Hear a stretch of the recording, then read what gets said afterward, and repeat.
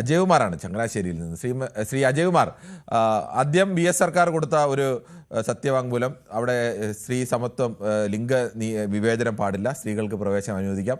പിന്നീട് 2016 വന്നപ്പോൾ ഉമ്മൻചാണ്ടി സർക്കാർ ഫെബ്രുവരി മാസത്തിൽ ഇറങ്ങാൻ പോകുന്നതിന് തൊട്ട് മുമ്പ് ഞങ്ങളിത് തിരുത്തണം എന്നാവശ്യപ്പെടുന്ന ഒരു ഹർജി കൊടുക്കുന്നു. പിന്നീട് ആ ഹർജിയിൽ തീരുമാനമാകുന്ന മുമ്പ് സർക്കാർ മാറി പുതിയ സർക്കാർ വരുന്നു.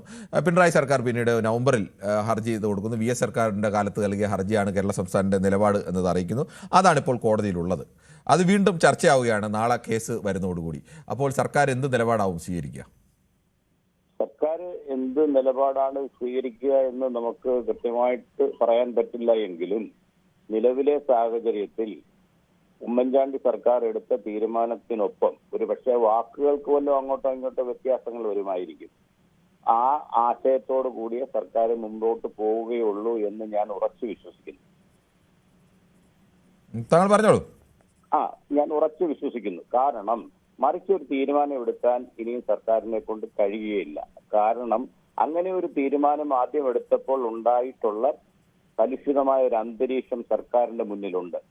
ഇനി അത് ആവർത്തിക്കാൻ ഒരു ജനാധിപത്യ സർക്കാരും, LDF ആയിക്കോട്ടെ, UDF ആയിക്കോട്ടെ, ഏത് മതമായിക്കോട്ടെ, ഏത് വിശ്വാസമായിക്കോട്ടെ, ഒരു സർക്കാരും അതിന് മുതിരത്തില്ല.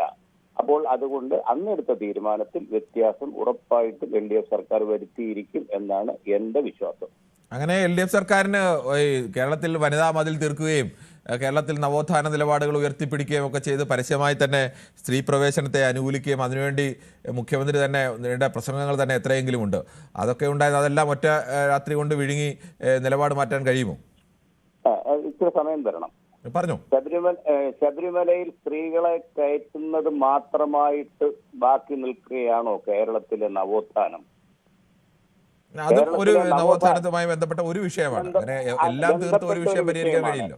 ഒരു സ്റ്റേജില് ഒരു പെൺകുട്ടി അവാർഡ് മേടിക്കാൻ ചെന്നപ്പോ അവിടെ നിന്ന് ഇറക്കി വിട്ടത് നിങ്ങൾ കണ്ടതല്ലേ? അതെ, അങ്ങനെ ഒരുപാട് എല്ലാ മതത്തിലും പല പല അത്തരം അനാചാരങ്ങൾ നിലനിൽപ്പുണ്ട്. എന്നിട്ട് അതിന്റെ മതില് കണ്ടില്ലല്ലോ.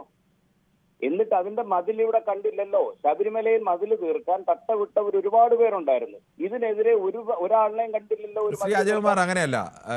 അങ്ങനെ തന്നെയാണ് സാർ, അങ്ങനെ തന്നെ. ശ്രീ അജയകുമാർ, ഒരു മിനിറ്റ്. അങ്ങനെയല്ല.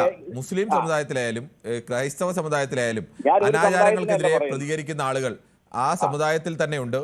ആ സമുദായത്തിൽ പലരും അങ്ങനെ വലിയ വിപ്ലവങ്ങൾ ഉണ്ടാക്കിയിട്ടുണ്ട്. ലോകത്ത് തന്നെ ഈ ആചാരങ്ങളുടെ കാര്യത്തിൽ വലിയ വിപ്ലവങ്ങളും സമരങ്ങളും പ്രക്ഷോഭങ്ങളും ഒക്കെ ഉണ്ടാക്കിയ ഒരു മതമാണ് ക്രൈസ്തവ മതം. അവിടെയൊക്കെ ഒരുപാട് വ്യത്യാസങ്ങൾ ഉണ്ടായിട്ടുണ്ട്.